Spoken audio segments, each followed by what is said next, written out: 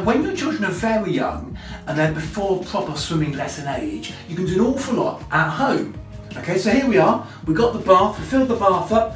I've got little baby Josh here with me. Josh is my son's name, but he's a little bit bigger than this now.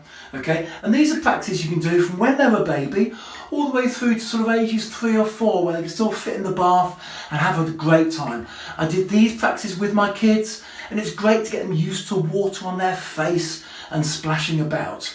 So we've got little Josh here. He's in the swimming pool. He's in the bath, even with the water. And we can gently get the water and pour it like this over Josh's head and get used to getting the water over the top. Sometimes a little bit of water might trickle down over the face. That's not a bad thing. They won't like it, I've got to be honest. But they've got to get used to having water on their face. It's a really important part of swimming. You can use a sponge. I've got a little sponge here. You can soak some water up and you can dribble it over the top of their head like that. So a little bit goes over their face and it gets them used to water straight away. Now, let's assume Josh has grown up a bit. We're going to use the doll so I can explain everything. And we have these in the house. It's a food colander. It's ever so simple. You can scoop the water up. Josh is a bit big, he's a bit more used to it. Scoop the water and over the top of the head like this. So it's like a shower. And again, they might not like it, but please do persevere. It really, really helps with their swimming development the older they get. Now let's assume they're a little bit older again. Okay, so they can lay down the water, they can put their faces in like that. But you must be present, mums and dads. You've got to be with your child. Okay, they can wear goggles. And a great thing to do is to get them looking around underwater. Okay, it's great so they can have a look at something.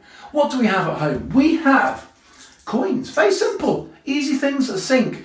And they're shiny. The kids love them. So you can put them in the pool like that. Let's move them around a bit. And Josh has got his goggles on and he can look down at the coins in the water and you can see them sparkling. What you can say is, right then Josh, we're going to pick up a 2p piece. And you have to find the right coin. So you can't just pick up any random one. So you know that he's looking down at the coins. It's a really important practice. You've seen the video already with me blowing in a salad bowl.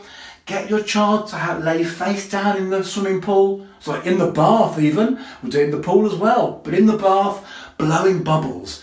And get used to all the water around their faces. Now another great one for a child, no matter how old, is getting used to lying on their back in water. Some children find it really unsettling and they feel they're going to topple over backwards.